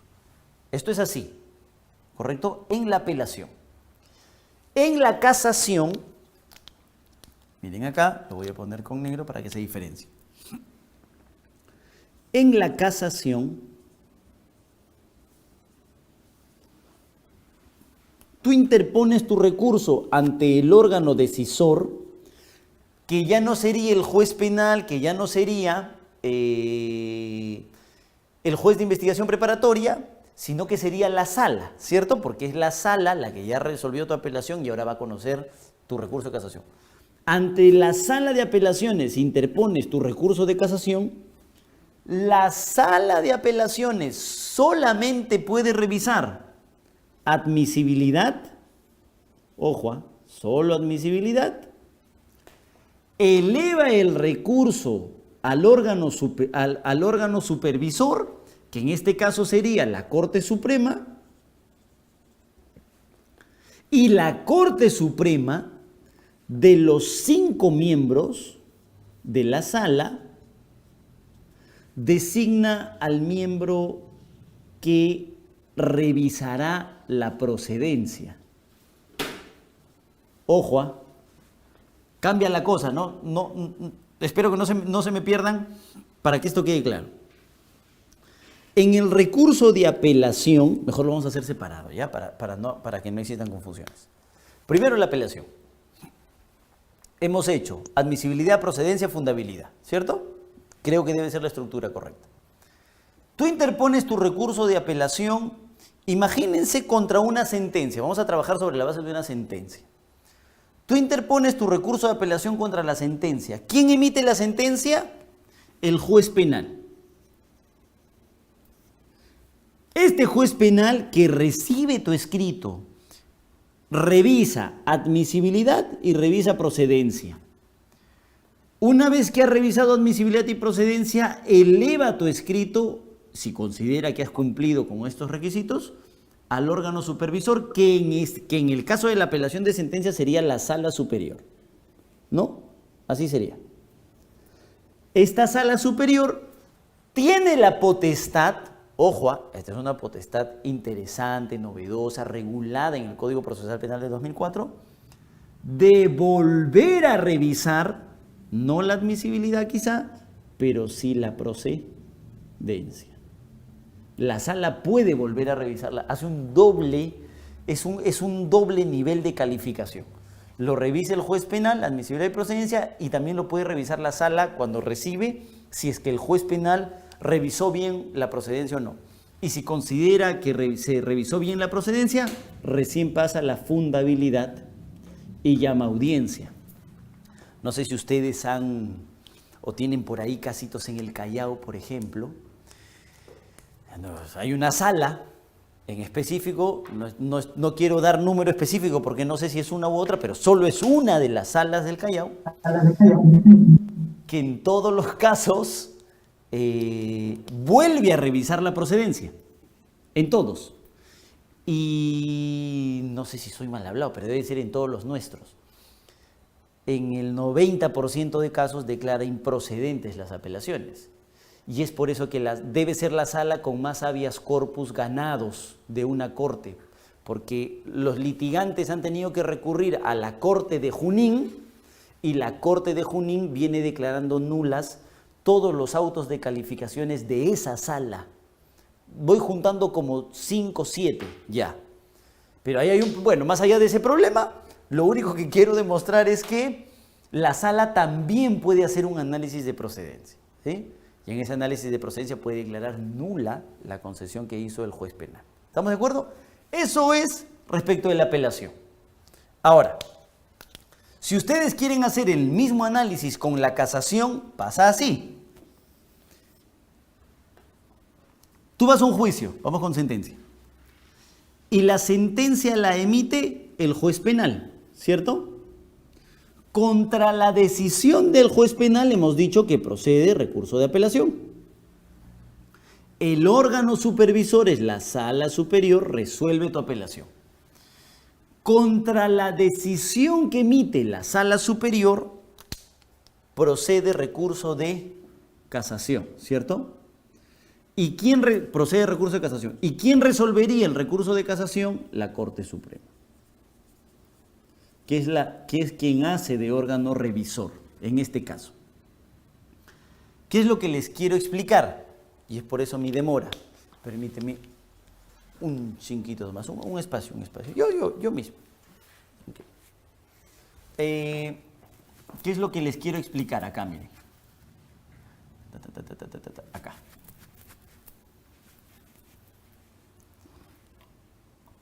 Que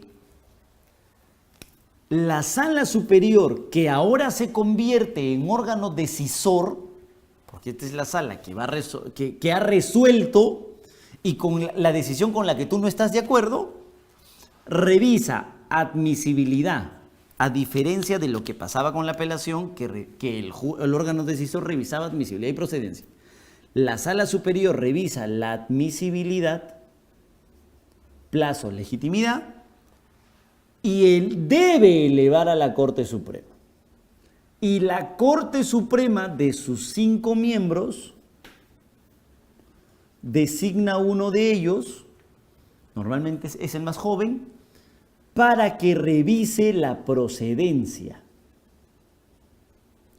Y este miembro, este 5.º miembro, al revisar la procedencia y confirmar que el recurso es procedente, recién pasa el caso a la sala en pleno. Y se analiza recién en ese momento la fundabilidad con una sentencia. Eso es algo que también tienen que tener en consideración. ¿Por qué? ¿Por qué tienen que tener en consideración? Porque una cosa será, si esto es así, una cosa será trabajar un escrito de apelación y otra cosa será trabajar un escrito de casación por la diferencia en el análisis que hay que hacer, ¿no? Por la diferencia en que la sala revisa admisibilidad, el juez revisa procedencia y luego recién el pleno revisa fundabilidad, ¿no? Eso es algo que hay que tener bien claro, ¿ya? Ahorita entramos a lo de la casación. Un dato adicional, y ya lo había adelantado un poquito ahora, era que si vamos con la apelación. Si al revisar admisibilidad y procedencia, el juez penal considera que no debe ser admitido, no es procedente, entonces ante esa decisión tú puedes acudir directamente en salto a la sala superior y quejarte con ellos, interponer un recurso de queja por haberte denegado el recurso de apelación de manera indebida, porque tú consideras que has cumplido requisitos de admisibilidad y procedencia. Si tienes o no tienes la razón respecto del fondo, eso es otra cosa, porque esa es fundabilidad. Entonces tú te saltas el paso y le dices, sala, hay un problema con el juez que no te quiere elevar mi recurso. La queja tiene requisitos más específicos. El Código Procesal te señala qué es exactamente lo que debes anexar y si no lo anexas te rechazan el recurso de queja. Hay que ser mucho más respetuosos de las formas aquí en el escrito de queja. y la sala, reconociendo tu queja, no es que se pronuncie sobre el fondo, sino que como solamente tenías un problema de admisibilidad y procedencia, revisa si cumples o no admisibilidad y procedencia, y si es que sí, y el juez penal se equivocó, ordena al juez penal que le mande el caso. Es decir, oye, se ha cumplido admisibilidad y procedencia, déjame revisar la fundabilidad luego, ¿no? Igualito sucede con la casación. Tú interpones casación ante la sala superior, ¿cierto? La sala superior revisa admisibilidad, imaginemos, y dice no. Es más, hay muchos casos, y por eso que mi explicación. Hay muchos casos donde sala superior no solamente revisa admisibilidad, sino también se pone a revisar procedencia. Y por ejemplo dice, el tema que está planteando la defensa no es un tema para desarrollo de doctrina jurisprudencial, por lo tanto improcedente. Eso no lo tiene que ver la sala, eso lo tiene que ver la Corte Suprema a través del juez designado para procedencia. Entonces yo considero que están calificando indebidamente, así que me salto directamente a la Corte Suprema y me quejo con ellos. Y les digo, hay un problema, he interpuesto casación y no se los quieren mandar. Ellos solo revisarían admisibilidad, pero también están revisando procedencia, para que ya no les lleguen muchos casos que ellos no quieren conocer, sobre todo cuando se trata de pedidos de desarrollo de doctrina jurisprudencial. Entonces, en esta queja por denegatoria del recurso de casación, porque me han denegado en sala el recurso de casación, le digo a la Corte Suprema que ordene a la sala que le mande mi recurso. Oye, mándamelo porque sí cumple con admisibilidad y procedencia y ya yo veré la fundabilidad, si le doy o no le doy la razón. ¿Correcto? Ese es el esquema. Ese es el esquema. ¿Sí? Ahora, ¿por qué un tema así? ¿Por qué una clase así? Y eso me parecía interesante del esquema que me dieron ahora aquí en Ejemput. Porque uno conoce la teoría, los plazos están en el código, eso no es problema. ¿Cuál es el problema? En el desarrollo específico que hay que hacer, en lo estratégico que hay que hacer para poder interponer en algunos casos, si corresponde, no corresponde, quizá cómo plantearlo, que eso es algo en lo que quizá podemos profundizar un poco. Doctor Edinson. Sí, doctor. Solo una chiquitita, doctor. En ese trámite del paso de la concesión de la apelación de la primera instancia a la sala usted dice, revisa. Hay un plazo, si el juez de oficio lo hace o las partes tienen que solicitar ese control de admisibilidad ya en la sala, doctor. No, eso lo hace en el caso de la apelación y en el caso de la casación, eso lo hace propiamente el juez penal o el colegiado o la propia sala, doctor. No es que haya que solicitárselo. Es más, ellos al recibir el recurso, obligatoriamente tienen que hacer su filtro de calificación, doctor. Obligatoriamente. Lo que no estoy seguro es si tenemos un plazo regulado para eso. O sea, para que ellos hagan su control de admisibilidad. Me parece doctor, que sí. Pero, doctor, ¿me permite intervenir en ese punto? ¿Doctor? Doctor, ¿me permite intervenir en ese punto, por favor? Por supuesto, doctor, por supuesto. Bien, tanto en la apelación de sentencia como en la apelación de autos, hay un primer plazo. En sentencia, por ejemplo, hay un primer plazo de 5 días. Ojo, doctor, se refiere el doctor Edinson a la calificación, ¿ah? Sí, por eso. En segunda instancia, cuando la apelación llega a segunda instancia, lo primero que se hace es notificar a las partes con la apelación, para que se pronuncie respecto a la formalidad. La segunda notificación ya es respecto a prueba nueva. Entonces, en esa primera fase de los 5 días, es la oportunidad donde las partes expresan si van a plantear un control de admisibilidad. Quizás a eso se refiere el colega. Me parece, sí, eso es clarísimo, ¿eh? Muchísimas gracias por el aporte. No, me parece que el doctor Edinson se refiere a Antes que llegue a sala, el juzgado califica, ¿cierto? Analiza admisibilidad y procedencia en la apelación. Para hacer ese análisis, ¿tiene un plazo específico o se demora la vida? Pues en 2 meses no saca el concesorio de la apelación, ¿no? ¿Qué es lo que suele pasar? Entonces, no recuerdo si nosotros tenemos un plazo específico para eso. Me parece que sí tenemos un plazo, ¿ya? Pero luego de eso, recién vendría, ya, califiqué, yo soy juez, emití una decisión, lo he condenado, supuestamente lo he condenado mal, están apelando. Ya lo mandé para la sala. Ahí viene el trámite que nos acaba de comentar el doctor, ¿no? La sala corre traslado, si es que existe o no un control, ese doble control de admisión de la que estábamos conversando. Luego vendrá, pues en el caso de sentencias, la prueba nueva y ya luego vendrá la cita de la audiencia. Eso es totalmente correcto, doctor. Doctor Alex. Sí, doctor, gracias. Nuevamente interesante su apreciación y creo que es bueno para todos nosotros que estamos en este curso. Bien, profesor, respecto al tema del plazo, ¿hasta cuánto tiempo tiene para que pueda resolver el juez respecto a la admisibilidad y procedencia? Yo pienso que es un término que el Código Procesal Civil también habla, que los autos deben resolverse no más de 5 días, ¿me entienden? ¿No? Desde la presentación, pero lamentablemente por la carga procesal lo hace pues 2 meses, 3 meses, como dice usted. Pero ahí no va la pregunta va a lo siguiente.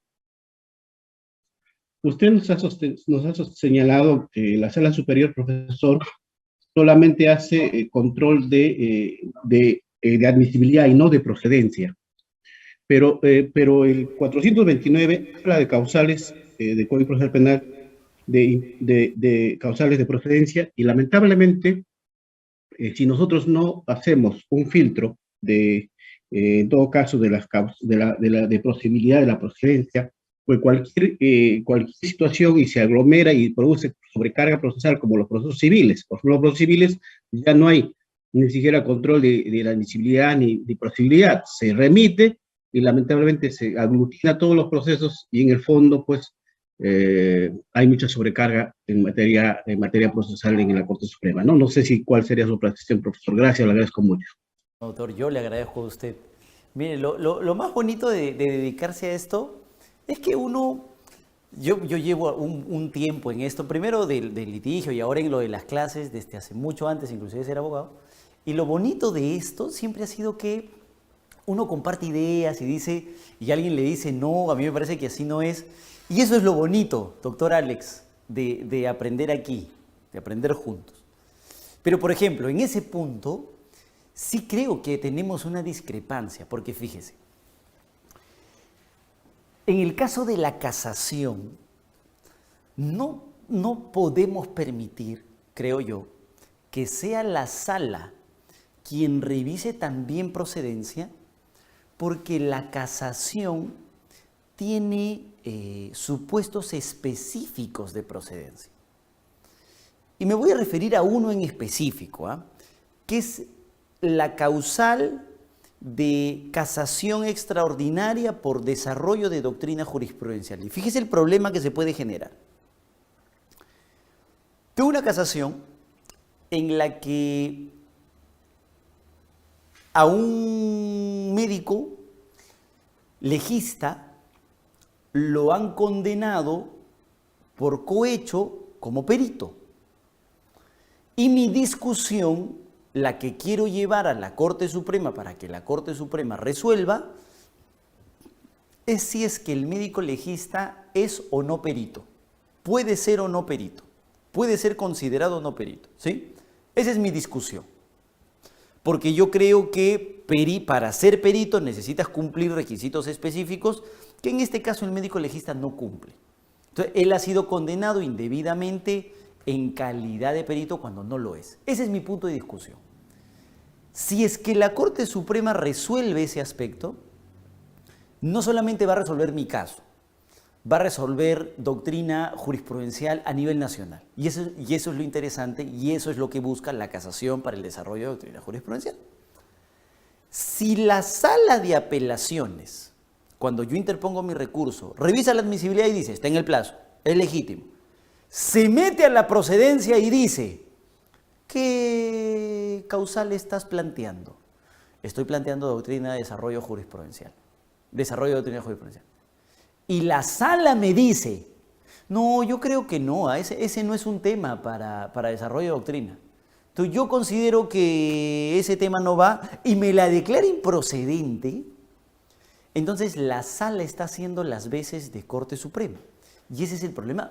En ese supuesto específicamente, doctor Alex, en el supuesto de desarrollo de doctrina jurisprudencial, porque se le está negando a mí, obviamente, y a la Corte Suprema también, la posibilidad de decidir si es que es o no un tema que debe ser desarrollado para todos en el país. Eso no lo tiene por qué decidir la Sala de Apelaciones, eso lo tiene que decidir la Corte Suprema. Sé que genera carga, sin duda alguna, y es responsabilidad de nosotros como defensores, como litigantes, no generar pues escritos de casación que no tienen ni sentido, ¿no? O sea, no puedes desarrollar doctrina jurisprudencial pues de la prueba indiciaria, por el amor de Dios, ¿no? Eso ya no lo necesitamos. Entonces ya depende de nosotros y nuestro aporte al sistema. Pero en principio no creo que la carga de autor deba limitar la posibilidad de que la Corte Suprema estudie los temas y diga este tema sí, este tema no, este tema sí, este tema no, porque nuestro código le ha entregado la sabiduría y la decisión a ellos de qué es lo que conocen y qué es lo que no conocen como desarrollo de doctrina jurisprudencial, ¿no? Doctor Billy. Sí, doctor, muy buenas noches. Gracias por darme el pase. Sí, doctor, le doctor, escuchamos. ¿Me escucha? Sí, doctor. Sí, doctor, muchas gracias. Ha llegado un caso donde al revisar el expediente, ¿qué pasa? Esta persona le habían sentenciado a 30 años de cárcel. Su abogado, en lugar de presentar una apelación como correspondía, porque ya está en el nuevo modelo procesal penal, planteó un recurso de casación y lo presentó al 6º día. Recibe el colegiado el recurso, ellos mismos lo subsanan, dice esto no es casación, pues esto es apelación, y lo admite y lo eleva a la sala, pasa el filtro y dice no, pero lo presentó al 6º día y es apelación, no, procedente. La sala. Y bueno, ya, sí, la sala ya lo declaró improcedente por la fecha, ¿no? De presentación, claro. Dijo, no, al 6º día no corresponde y ya no le dejaron sin recurso, ¿no? El abogado en su momento no presentó la queja también para posiblemente poder hacer una ponderación, ¿no? Entre la pena y la forma. Lo cierto es que eso quedó firme. Ahora, ¿qué alternativas nosotros podríamos plantearle ahí a ese caso, ¿no? Porque ha llegado y bueno, tendríamos que darle alguna alternativa de solución, o ya no hay recursos que valgan, doctor. Tengo un caso, doctor, y lo digo con el dolor de mi corazón, ¿ya? Pero es casi igualito, casi igualito. Es más, tengo un video, doctor, y ese es el problema. Llegamos al Tribunal Constitucional con un caso como el que usted nos acaba de contar. Tengo el video, se lo voy a compartir, está colgado ahí en internet, usted lo va a poder ver. ¿Qué pasó? Una situación similar, solo que esta vez el abogado no se apareció a la audiencia de apelación y la sala declaró improcedente el recurso. Entonces, ¿cuál creo que es el camino? Coincidimos todos, a ver, no sé, ¿coincidimos todos en que hay un problema de defensa, sí o no? O sea, ¿alguien discutiría que el abogado no tenía en aquel momento los conocimientos, no se capacitaba en EJEPUT, ¿no?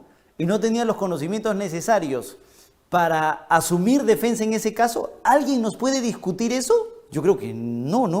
O sea, parece absolutamente claro que es así. Y lo digo con mucho dolor y con mucha pena, porque se trata de un colega, o sea, todos somos parte finalmente del mismo escenario. Pero yo creo que nadie va a discutirnos que hay una lesión al derecho a la defensa aquí en la clase. Claro. Pero ¿quién nos discute? ¿Quién sí nos discute? En una audiencia, cualquier juez nos puede decir, ¿y tú quién eres para decir que alguien es buen o mal abogado? O sea, ¿por qué? Tú estás diciendo que el abogado anterior no tenía los conocimientos necesarios y por lo tanto lesionó el derecho a la defensa de tu nuevo defendido, ¿sí? Así es. ¿Y tú quién eres para decir que el otro colega no ejerce bien su trabajo? Primer problema, tú no puedes ser la voz, el que determine quién es bueno y quién es malo. Tú no puedes ser, o sea.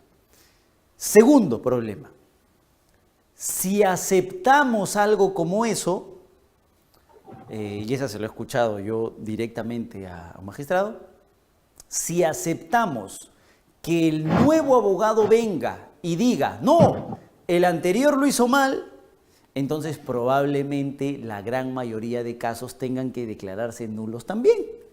Y eso obviamente no puede pasar porque se nos vendría un colapso del sistema judicial.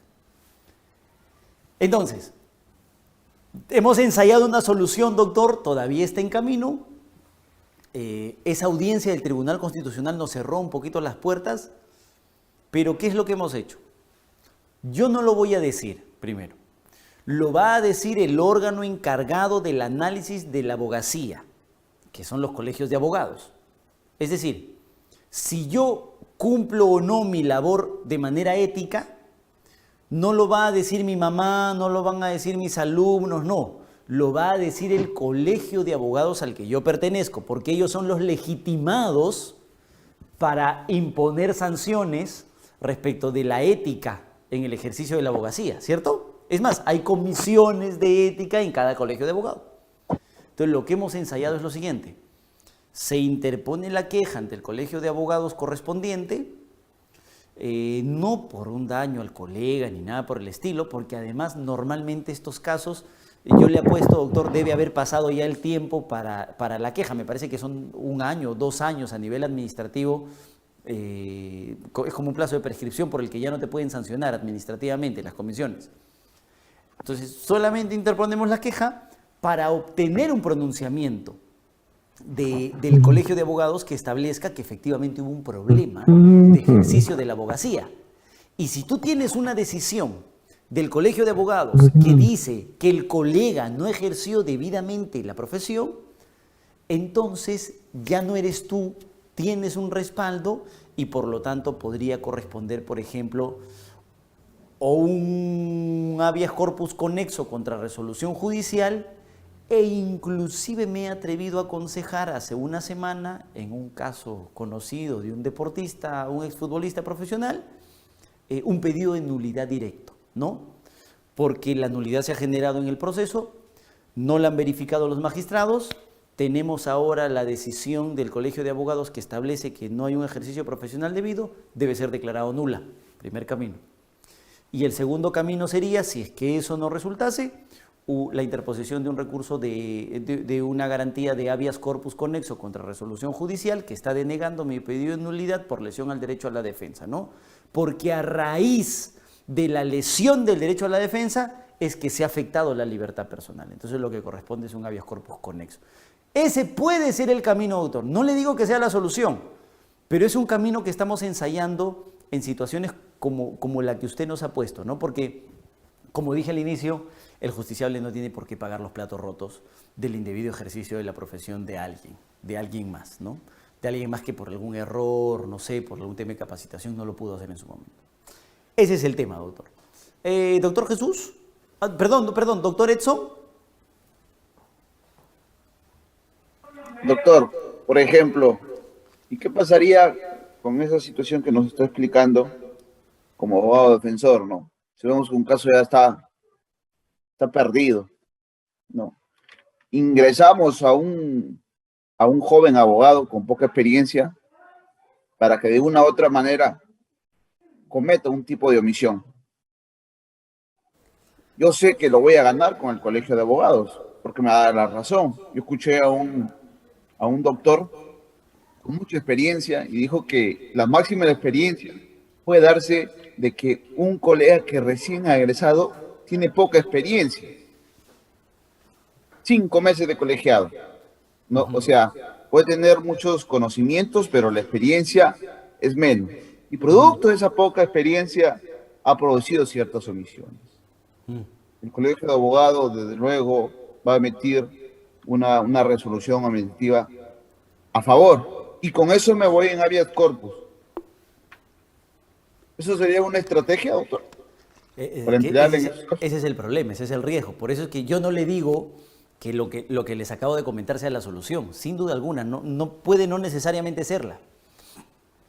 Podrían generarse problemas en el sistema de administración, pero me parece que ya cada juez va a tener que valorar, el juez que resuelva su habeas corpus tendrá que valorar si es que esta fue una situación pues dolosa, se pudo prever, hay una grave afectación, hay trascendencia, no hay trascendencia en esa afectación de defensa o no. Va a tener que resolverse caso por caso. Pero lo que tampoco se puede negar es que casos como los que contó su colega se presentan. Y hay personas que vienen y sufren de esa manera el indebido ejercicio de la profesión y alguna solución la tenemos que buscar. Hemos ensayado esa solución, doctor. No le digo que sea, pero la hemos ensayado. Hay que analizarlo caso por caso, creo. Doctor Jesús.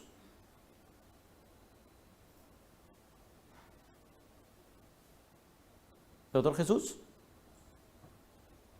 Aló, doctor, buenas noches. Sí, doctor, lo escuchamos, lo escuchamos.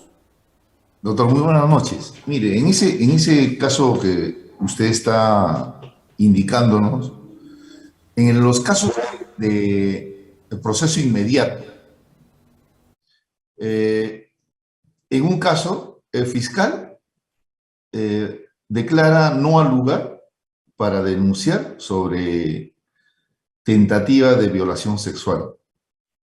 ¿Y qué realiza? Solicita la prisión preventiva sobre la misma persona por trata de personas. Y el juez dicta sentencia, ¿no?, por acuerdo supuestamente de la defensa y el Ministerio Público, sin cumplirse los presupuestos legales respecto a que el delito de trata de personas tiene que establecer, pues, un proceso más complejo, que tiene que admitirse otros medios de prueba y tantas cosas, ¿no? Doctor, usted dice se someten a una terminación anticipada. Así es, doctor. Entonces, ya, ok, ya esa es otra, igualito, ¿no? Y luego la persona dice, no me explicaron bien, no entendí, yo no debía aceptar los cargos, ¿no? Correcto, doctor. Entonces, ¿qué sucede? Que la defensa, otra defensa, claro, plantea en esa terminación anticipada del proceso inmediato, presenta un habeas corpus. Entonces, contra esa decisión ya firmada de terminación anticipada, un abogado dice no debieron someterlo a la terminación porque el hecho no constituía delito, etcétera, ¿no? Correcto, doctor. Entonces, del Tribunal Constitucional, miren, de esto que estamos hablando, no es la primera vez que se habla, primero. El Tribunal Constitucional, doctor, así casos como el que usted acaba de plantear, tiene varios. En un par ha aceptado la posición y ha dicho efectivamente, oye, ¿cómo lo van a someter a una terminación? El juez no ha verificado que el hecho ni siquiera era delito. Pero si hay un tema de discusión, es un tema de, oye, no me explicaron bien, ¿no? Firmé por firmar. En ese tipo de casos, por ejemplo, el Tribunal Constitucional no ha aceptado. Por eso es que les digo, el análisis se va a tener que hacer caso a caso de lo que ha sucedido, de las posibilidades que ha tenido la persona, de la capacidad, etcétera, y de los supuestos específicos. Ese va a tener que ser el tema de solución. Yo les voy a mandar ahora no solamente el escrito que les prometí para ver si les puede servir en algo, sino también estos pronunciamientos, porque yo los tengo ordenaditos, en los que que Tribunal Constitucional dice, hay lesión del derecho a la defensa porque el abogado no tenía los conocimientos necesarios. Fíjense lo que les estoy diciendo, y hay otros en casos similares donde el Tribunal Constitucional ha dicho no, eso lo tuvieron que verificar en el supuesto específico, aquí tuvieron oportunidad de defenderse, etc. Es más, tengo el video que les he comentado en el Tribunal Constitucional no nos da la razón, ustedes analicen si es que en el caso concreto se cumplían o no los requisitos específicos, si se puede verificar o no si es seleccionado. Eso se va a tener que hacer caso por caso, doctores. Ese es el problema. Doctora Mariluz.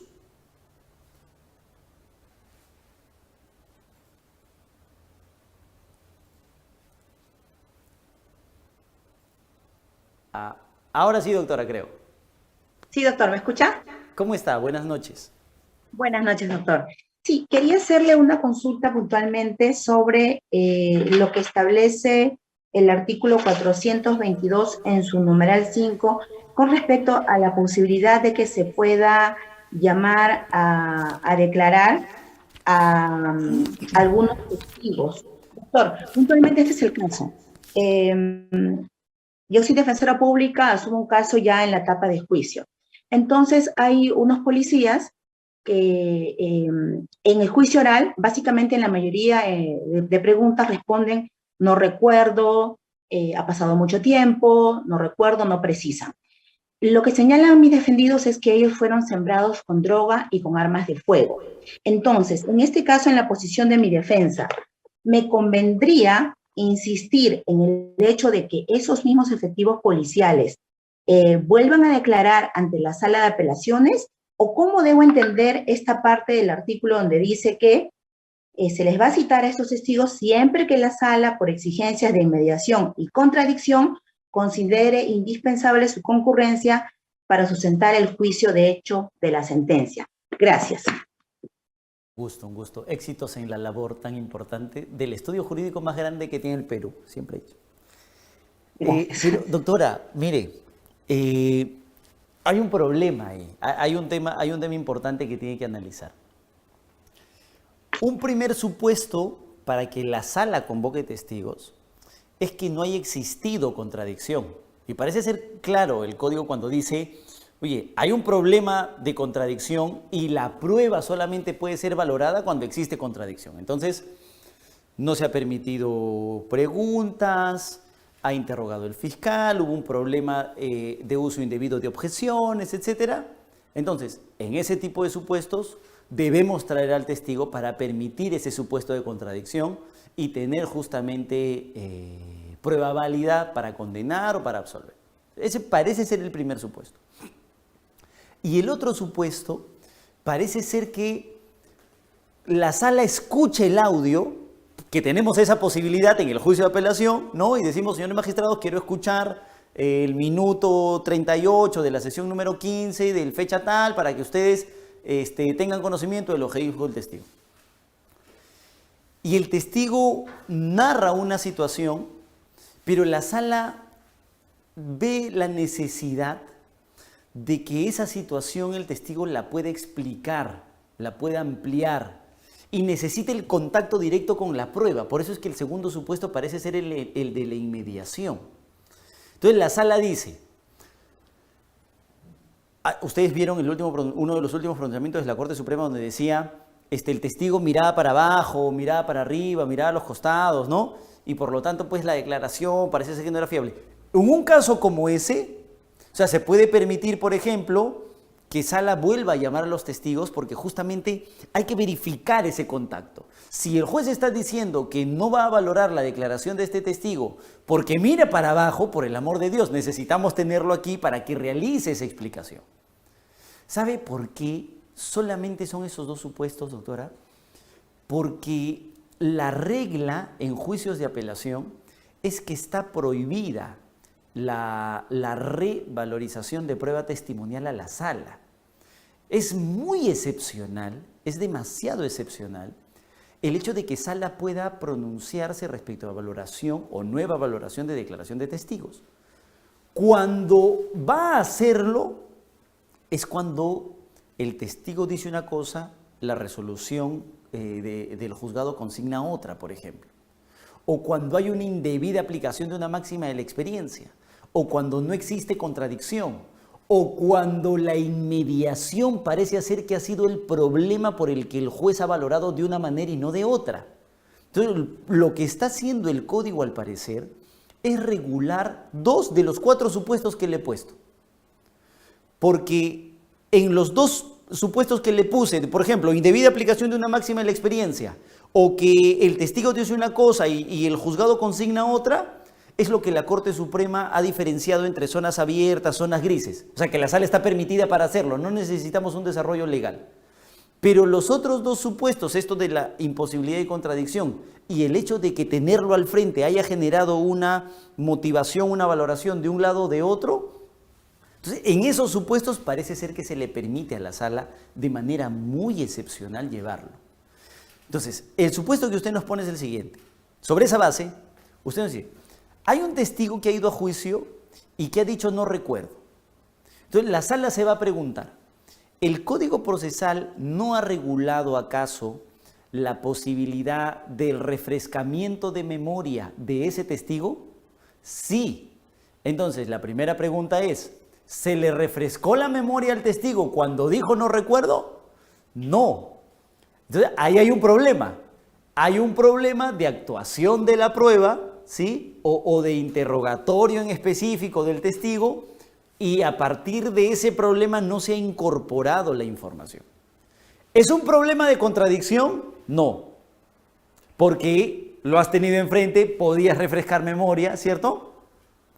¿Es un problema de inmediación? O sea, él dijo que no recordaba, o la sala entiende que él no recordaba porque miraba arriba, porque miraba abajo, al costado, o es que teniendo la posibilidad de refrescarle la memoria sin mirar arriba, abajo, de frente, no se hizo uso de la declaración previa, ¿no? Entonces, eso le puede generar un problema, doctora, en la aplicación de este artículo.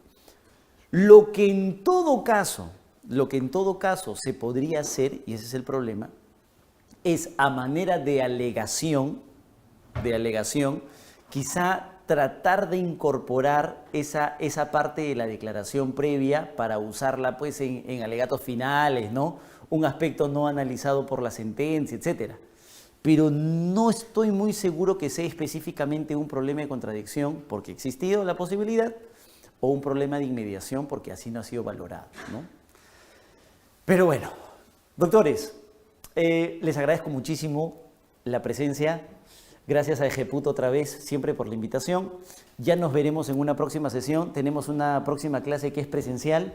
Ojalá nos podamos ver con algunos por ahí.